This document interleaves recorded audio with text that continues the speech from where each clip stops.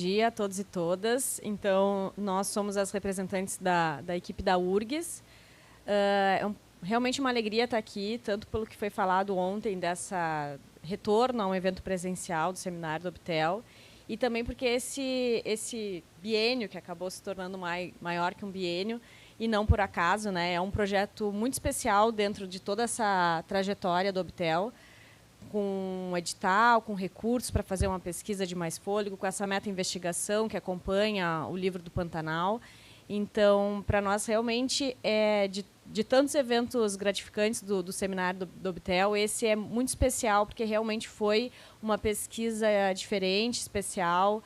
E, enfim, a gente está, desde ontem, né, podendo discutir. Vou passar a palavra para a Sara, então, que vai começar a nossa apresentação. Então, bom dia a todas e todos. O nosso trabalho é entre a ficção e o debate público, a cidadania em Pantanal. E, além da Lirian e eu, temos também na equipe a professora Nilda Jacques, o professor Daniel Pedroso, Denise Avancini Alves, Denise Terezinha da Silva, Érica Oikawa, Fabiane Esgorla,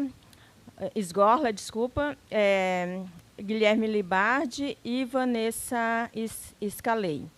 Nós também contamos com uma bolsista de iniciação científica que foi financiado pelo Pró-Humanidades, que foi a Ana Carolina, e tivemos também duas voluntárias de IC, a Bárbara Correia e a Caiane. Tem que passar. Tu pode passar. Eu não. Então, a gente contextualiza um pouco no capítulo a nossa pesquisa, né, situando a equipe URGS dentro da trajetória do Obtel. A gente tem uma presença forte na pesquisa de recepção, mas não é exclusiva. A gente, em alguns biênios, a gente sempre também trabalhou o campo da produção e o campo da recepção. Então, em alguma medida, a gente também sempre olha para a trama, né, para o campo da produção, para discutir aí a questão do consumo e da recepção de telenovela, né? Então, pensando a questão de Pantanal, né, por que estudar Pantanal, uma das coisas que, inclusive, o nosso capítulo inicia é também chamando a atenção para um modo de consumo diferente por conta da tecnologia que a gente tem disponível hoje. Então, no período inicial da pesquisa, a gente buscou, por exemplo,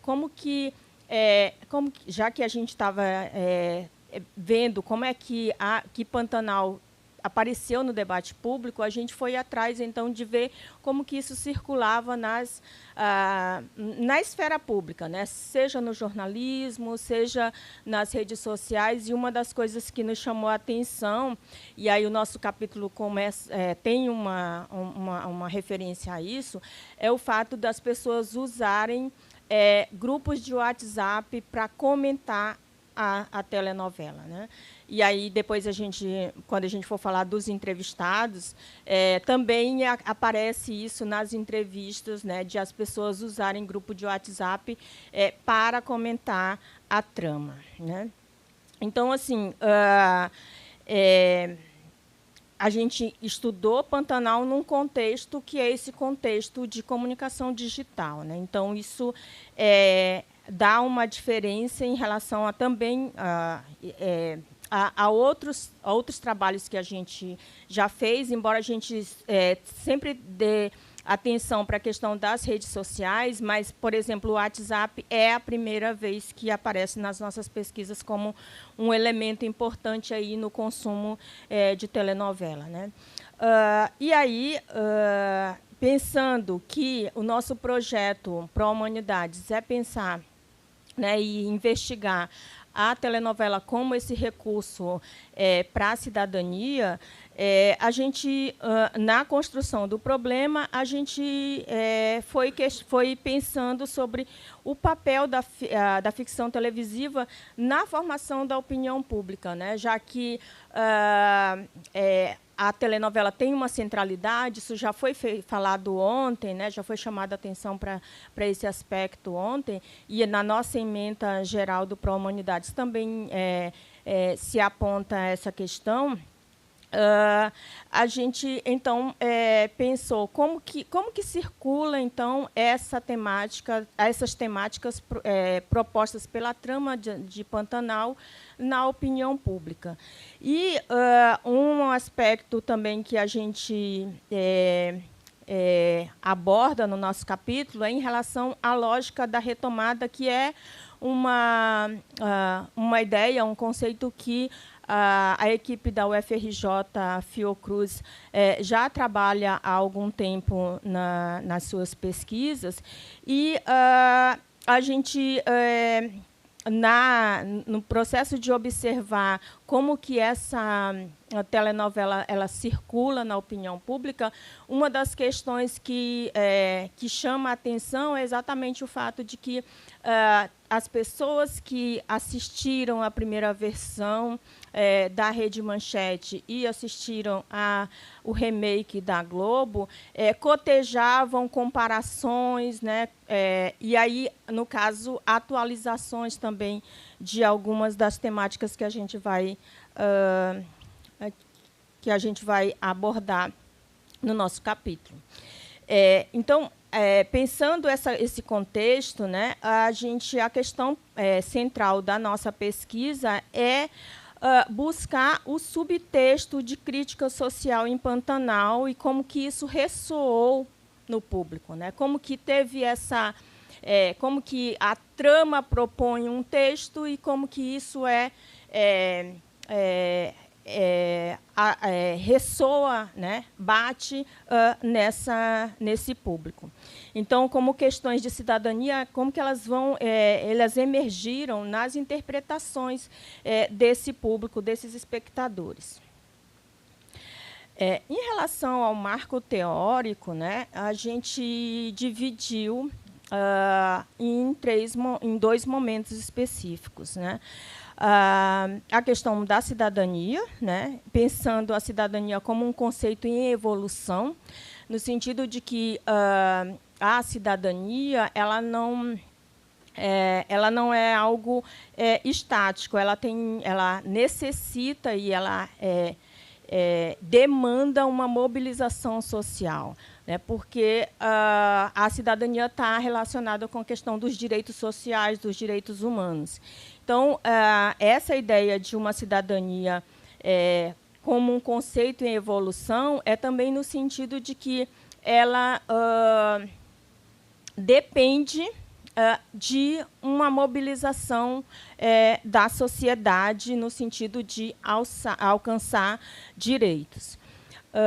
E quando a gente está falando de representação social, e aí como recurso para essa cidadania, para esse conceito, para essa ideia que precisa de mobilização, a gente lança a mão do conceito de cidadania cultural a partir também do consumo com o Garcia Canclini. A ideia de que o consumo, o consumo de produtos culturais, e aí a gente fala especificamente da telenovela, como um gênero que pode tanto informar, né, além de entreter, que, digamos, é a primeira função, mas ela tem também a função de informar, de até instigar algumas ideias que talvez não tivesse circulando, né? Ou tivesse, em alguma medida, latente, mas que, com o discurso da telenovela, o consumo desse discurso pode gerar conversas, né? E reflexões, e, aí, nesse sentido, linkando com o conceito de cidadania, de ação, dessa audiência em torno de algumas questões, né? A questão da articulação com os marcadores sociais é um elemento que a gente já traz na pesquisa durante a pandemia, né, ali de 2020 e 2021, que a gente usou os marcadores sociais da Lilian Schwartz, eu esqueci o nome da... Botelho e Lilian Schwartz. A gente já trabalha lá naquele texto sobre laços de famílias 20 anos depois, a gente já discute a partir dessa matriz de marcadores da diferença, né? Então, gênero, raça, diversidade. E aí a gente traz de volta essa referência teórica para articular a questão do consumo da telenovela e a trama que é proposta em Pantanal, né, no sentido dessa cidadania em evolução. A telenovela como recurso comunicativo, né, então a gente, que é a ementa geral do nosso projeto, a partir de Lopes, então, a gente vai pensar a telenovela como esse agente de reflexão social, no sentido de ser um start, né, um impulsionador para refletir, para se pensar temas sociais e aí chegar ao que se tem como conceito de cidadania, uma mobilização, né? A gente pensa, então, a recepção a partir dessa ideia de... Inclusive, tem bastante...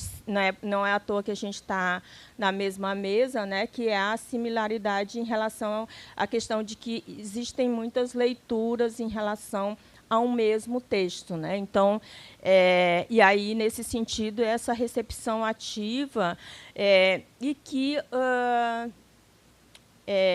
faz leituras diversas sobre um mesmo texto, né? A telenovela Pantanal, então, é a telenovela que, de fato, vai... ainda a gente está num rescaldo ali de pandemia, mas é a primeira novela que, de fato, né, vai ser produzida ali após o Pantanal, a pandemia.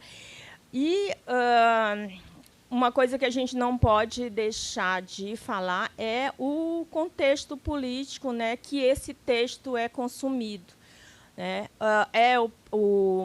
O contexto de polarização política, e aí, em alguma medida, a gente vai poder ver também depois na parte das entrevistas, que os próprios entrevistados chamam a atenção para isso, e aí, em alguma medida, fazem até uma análise no sentido de não aprofundou determinada temática por conta do contexto, né, do contexto político, da polarização. Então, esse é um tema que está sempre ali na espreita desse consumo da telenovela Pantanal, né?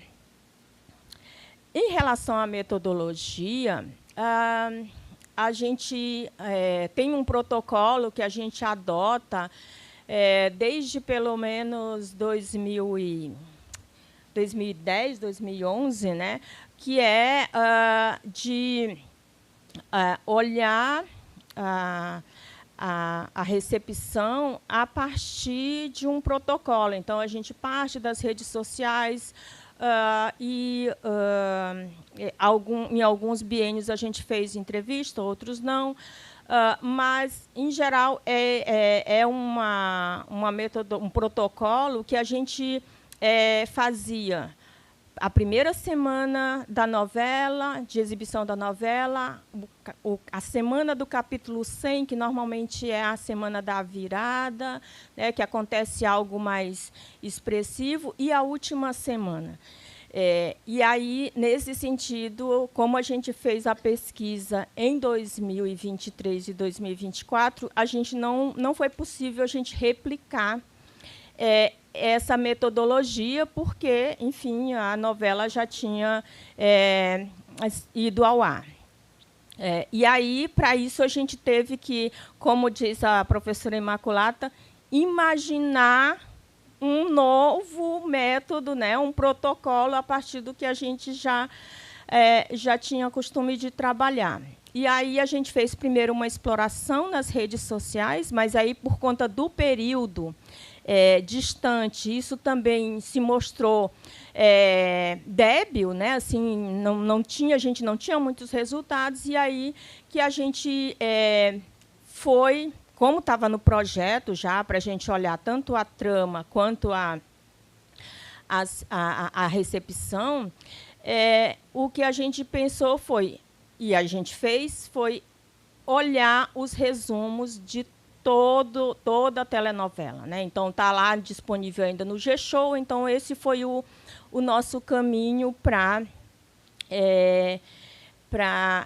mapear quais eram as temáticas cidadã que estavam presentes na trama. E, a partir do período que essas temáticas apareciam mais fortemente na trama, nos capítulos, que a gente voltou para as redes sociais para ver se a gente conseguia mapear a reverberação dessa trama, né?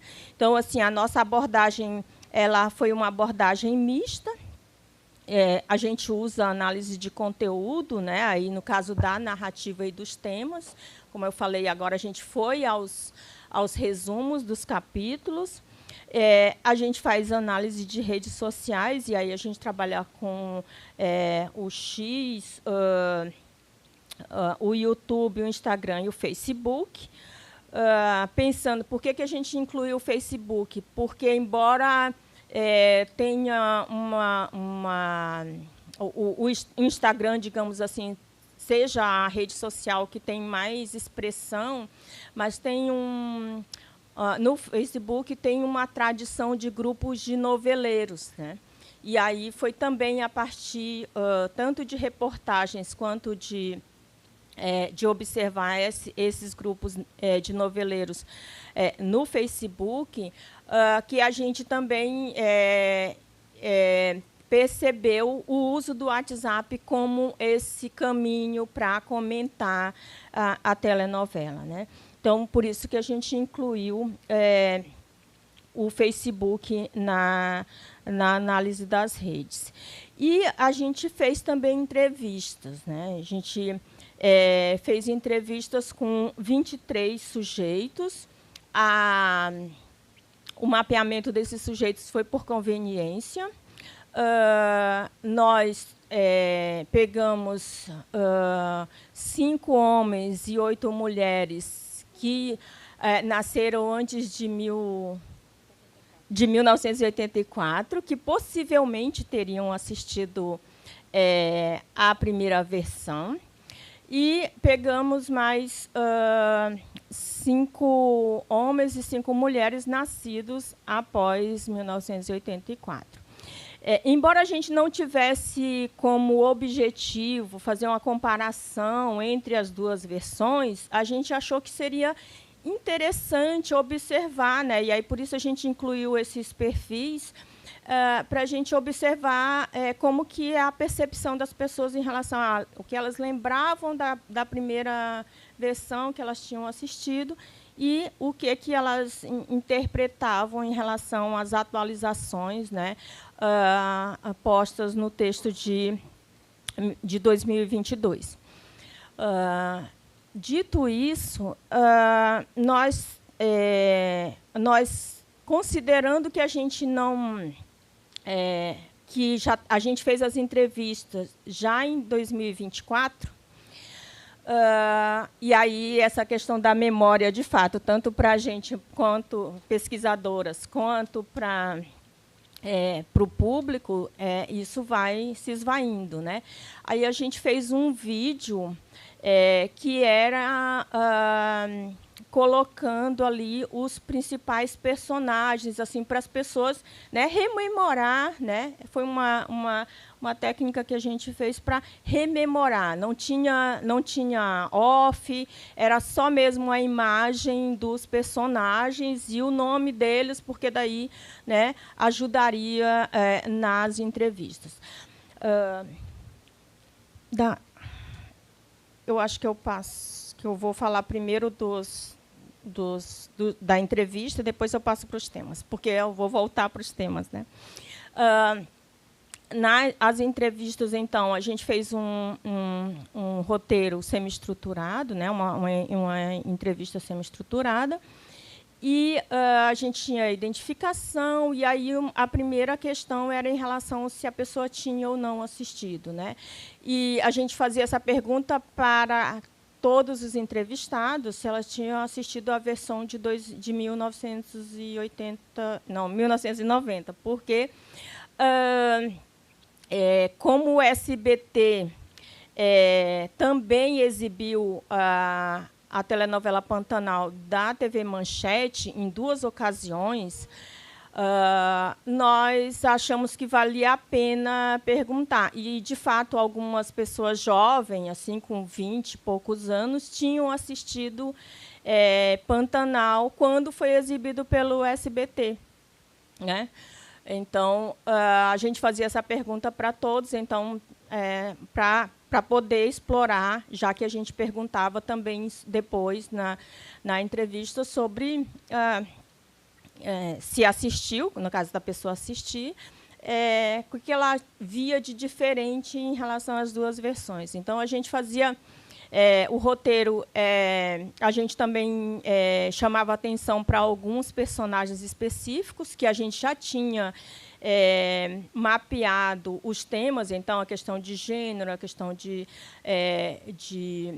raça. Então, a gente já colocou na entrevista algumas personagens, né, que a gente queria escutar o que esses sujeitos entrevistados tinham de impressão em relação a esses personagens, né?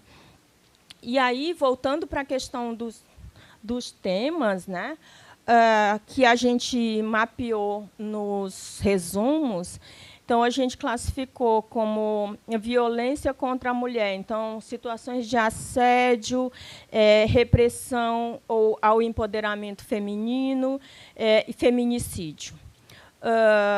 Direitos das mulheres, a gente identificou, então, esses subtemas, que é acesso à justiça, direito de família e homofobia, que é outro tema geral, que tem como subtemas, então, sentimento de pertencimento, inclusão de grupo minoritário e preconceito. Então, foi a partir desses temas, né, que a gente orientou o roteiro da entrevista. Pode passar.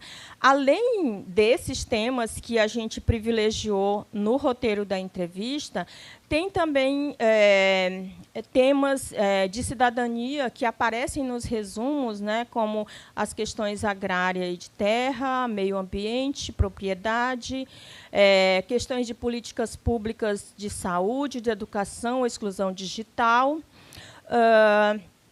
direito à identidade civil e relações de trabalho. Então, foram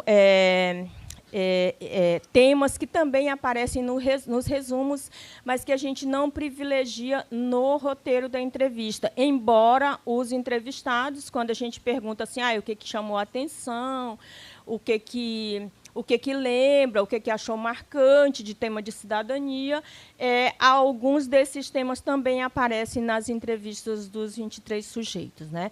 Mas aí, até para concentrar em temáticas que a gente viu que reverberou com bastante força nas redes sociais, tanto as redes sociais da própria Globo no G-Show, por exemplo, mas também desses grupos de noveleiros, né, de postagens do público. A gente entendeu, então, que essas temáticas, violência contra a mulher, direitos das mulheres e homofobia, era o que, no que a gente conseguiu ver, reverberou mais. Agora eu passo para Líria para seguir.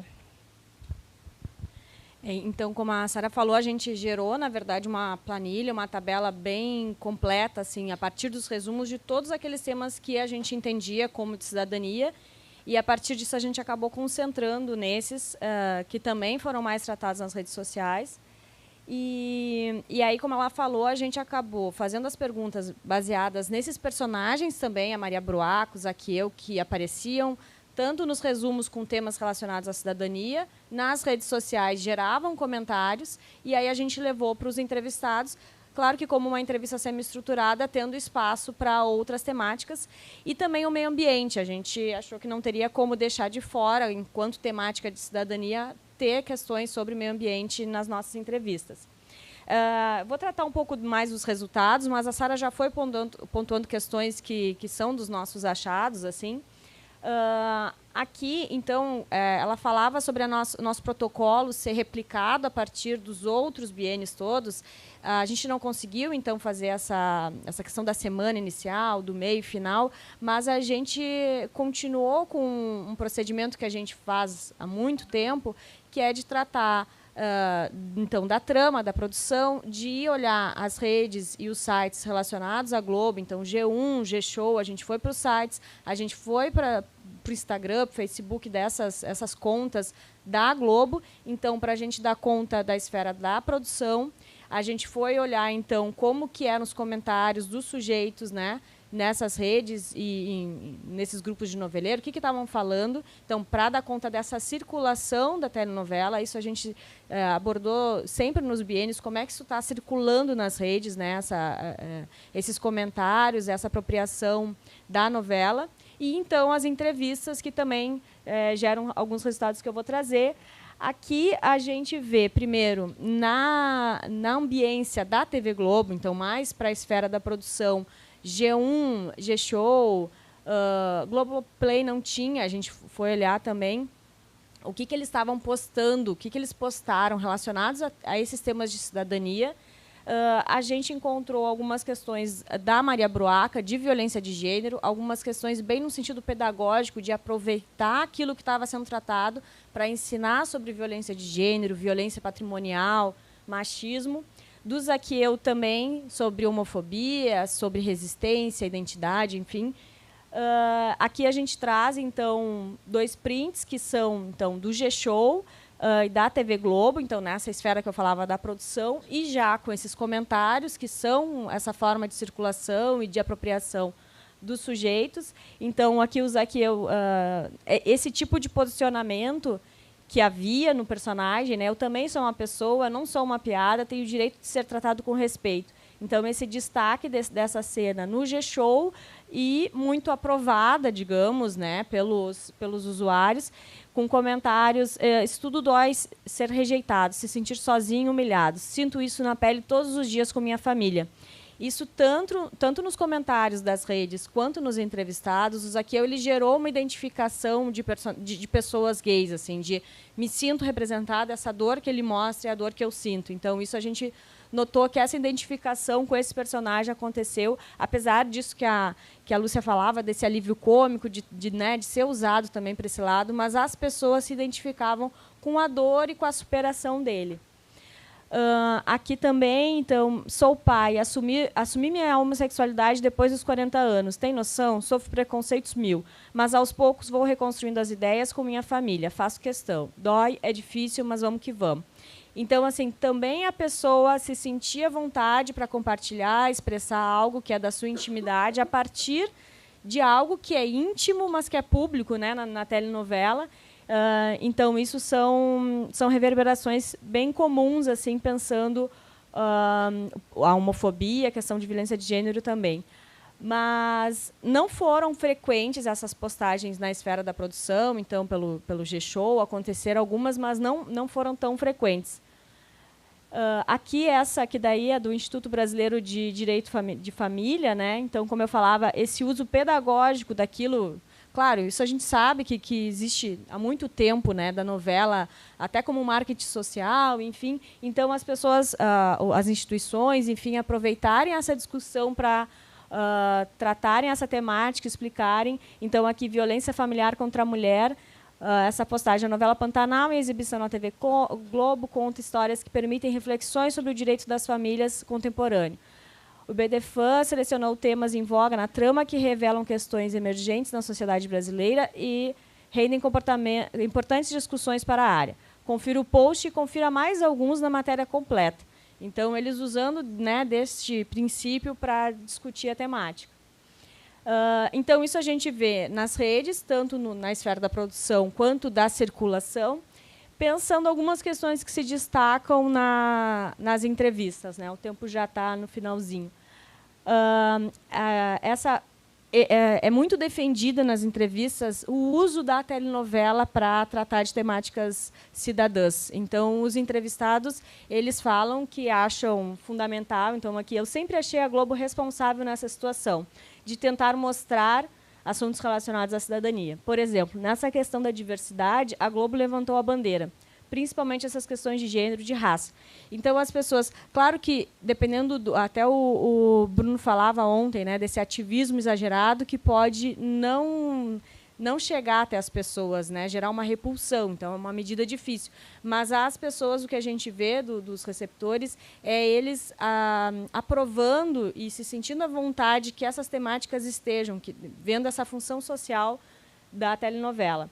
A novela ela tocou assim muito suavemente sobre esses assuntos, o que eu acho uma estratégia interessante para penetrar em audiências que estavam, naquele momento, muito voltadas para discursos de extrema-direita, né? Então, eles notam que não era algo assim escancarado, mas que estava ali, e num momento, como a Sara falou, de polarização, um momento delicado, que também né, tu pode gerar uma rejeição em vez de uma aceitação. Então, aqui a leitura de um dos nossos entrevistados. O potencial da novela, então, para debate social é destacado nas entrevistas. Como a Sara falou, grupos de WhatsApp que eles nos comentam que entraram para discutir a novela. Então, em alguns momentos, ficaram tão interessados em tratar do tema, em seguir repercutindo, que participaram de grupos de WhatsApp. Aqui, então, sobre as temáticas, né, a gente destacou violência contra a mulher, homofobia e meio ambiente, foram perguntas realmente direcionadas que a gente fez nas entrevistas. E aqui, especialmente Maria Bruaques, aqui as pessoas sempre tinham que falar, porque às vezes a gente pergunta de um personagem que eu gostei e não desenvolvem. E esses dois não, geravam esse engajamento. A ideia de que dar a volta por cima tem a ver com dar o troco. Isso era uma crítica, né, em relação a como que se desenvolveu o personagem da Maria Bruaques. Nas duas versões isso acontece. Trair o marido que a traiu. Então, ainda tem uma relação que está sempre atrelada a um homem. Eu acho que isso é um problema para as duas versões. Então, tem, no caso da Maria Bruaca, por um lado, ver a superação dela, essa libertação, mas também alguns mais críticos vão dizer que segue a dependência do homem, porque ela precisou trair com outro homem, ela precisou dar o troco, ela não conseguiu ser realmente autônoma e empoderada. Então, tem essas duas leituras principais sobre a personagem. Me identifico com o Zaquiel também, principalmente nessa questão de ser gay, de viver numa sociedade extremamente machista, de tentar sempre ser o melhor naquilo que faz para poder se destacar. Então, também é algo, né, mencionado, como eu falei, e inclusive a identificação. E aqui, já partindo para algumas questões finais, né, acho que o tempo já encerrou, alguns limites e desafios. Então, com certeza, essa questão temporal, pensando na metodologia, né, que precisou ser adaptada, ela foi bem relevante, principalmente para a gente levantar os temas nas redes sociais. A busca que a gente costumava fazer nos outros biênios não rendia resultados agora. Então, a gente acabou indo para os resumos, para procurar essas temáticas, as datas em que essas cenas aconteceram, para daí fazer outra busca bem diferente de como era quando a gente fazia em tempo real, né, nos outros biênios. e a polarização política como fator de interferência, não como um problema, né? Porque não é que a polarização fosse um problema para a pesquisa, mas era algo a ser levado em conta, que as opiniões, que a forma como as temáticas eram abordadas e tudo mais, tinham essa questão que a gente não podia deixar de levar em conta. Então, não, né, como um desafio de pesquisa, mas, obviamente, faz parte do contexto nacional e tinha que ser considerado. E aqui algumas conclusões, então, a telenovela como importante espaço de mediação cultural, isso não é uma novidade, mas é uma reafirmação, e muito pelo ponto de vista dos entrevistados.